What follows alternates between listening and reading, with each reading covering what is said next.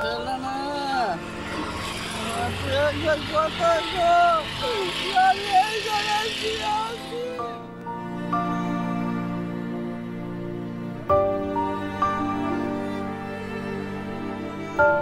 August মাসে যাদের অজ্ঞাত পরিচয়ে বেওয়ারিশ হিসেবে দাফন করা হয়েছে তাদের মরদেহ অবিলম্বে উত্তোলন করে ডিএনএ পরীক্ষা পরিচালনার মাধ্যমে পরিচয় শনাক্ত করার দাবি জানিয়েছে শহীদ পরিবারের সদস্যরা।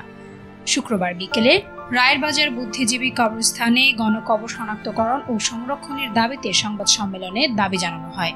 এ সময় জুলাইয়ে নিহত শহীদদের পরিবারের স্বজনদের আহাজারি ও আর্তনাদে কবরস্থান এলাকায় এক হৃদয় বিদারক দৃশ্যে পরিণত হয়।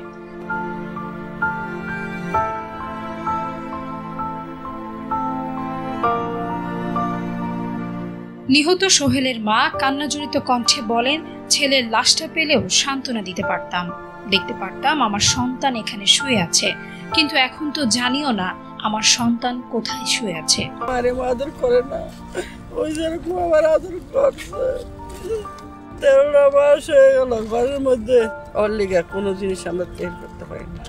আর কবর ডাল্লায় আমার পিসটা মতো কেউ দেখাই দেখ, আমি নিশ্চিন্তে মরবো থাকবো, যেন আমার শরীর ঠিকই মারা গেছে। কবরস্থানে শুয়ে রয়েছে, এই কবরস্থানে।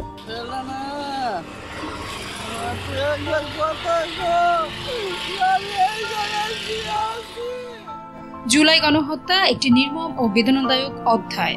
এই ঘটনার সুষ্ঠু তদন্ত, দ্রুত বিচার এবং অজ্ঞাতনামা শহীদদের গণকবর শনাক্ত ও সংরক্ষণের দাবি জানান নিহত স্বজনরা। আমাদের এখানে 2024 সালের জুলাই গণকবরকে সামনে রেখে আমরা দাঁড়িয়েছি। এই কবরস্থানে যে সকল শহীদরা শুয়ে আছে তাদেরকে এখনো শনাক্তকরণ করা হয় নাই। আমাদের মূল দাবি হলো তাদেরকে অনতিবিলম্বে শনাক্তকরণ করতে হবে। প্রয়োজনে সরকারের সকল স্তরে কাজ করে এই গণকবরে যারা শহীদ অবস্থা আছে তাদেরকে শনাক্তকরণ করে তাদের পরিবারকে সুষ্ঠু ব্যবস্থার আওতায় তাদেরকে সুযোগ সুবিধাগুলো পৌঁছে দিতে হবে। যারা এই শহীদদের নিয়ে বা আহতদের নিয়ে যদি কোনো ষড়যন্ত্র করে, আল্লাহ যেন তাদের উপরে গজব নাজিল করে। জুলাই আগস্ট মাসে যাদের অজ্ঞাত পরিচয়ে বেওয়ারিশ হিসেবে দাফন করা হয়েছে তাদের মরদেহ অবিলম্বে উত্তোলন করে ডিএনএ পরীক্ষা পরিচালনার মাধ্যমে পরিচয় শনাক্ত করতে হবে এবং পরিবারের কাছে মর্যাদাপূর্ণভাবে হস্তান্তর করতে হবে বলেও জানান তারা। 114 জন অজ্ঞাত পরিচয় বেওয়ারিশ ভাবে শুয়ে আছে, তাদেরকে অবিলম্বে ডিএনএ টেস্টের মাধ্যমে সংগ্রহ করে তাদের কবরের শেষ আশ্রয়স্থলের জায়গাটা আমাদের ফ্যামিলিদেরকে বুঝিয়ে দেন।